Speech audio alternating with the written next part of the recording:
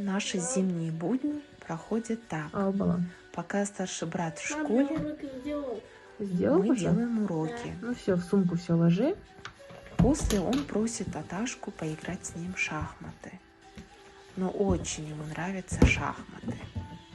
Также на выходные мы идем на горку, проводим больше времени все вместе, Хорошо. готовим вкусности и пьем чай в кругу семьи.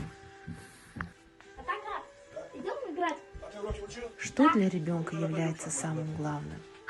Конечно же, семья. Именно в семье начинают формироваться те качества, чувства, привычки и навыки общественного поведения, от которых зависит, каким вырастет человек. Будет он трусливым, безвольным, озлобленным или духовно богатым, физически красивым, высоконравственным и добрым.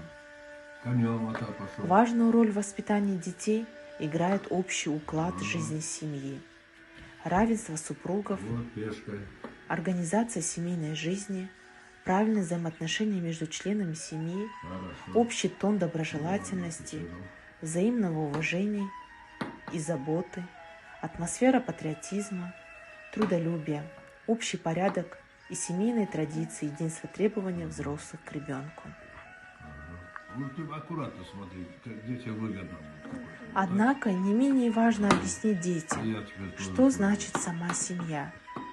Ведь именно от этого будет зависеть его отношение к родителям, взрослым, бабушкам и дедушкам. От этого зависит, как ребенок построит свое будущее. Будущее детей в наших руках.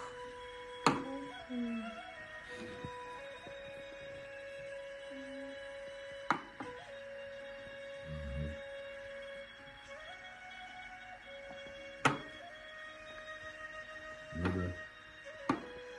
Ну черный сын. Тут на белый. Только на белый сын. Запоминай всегда. Запоминай следующую игру, чтобы аккуратно играл. Хорошо? Сегодня мы сыграем все.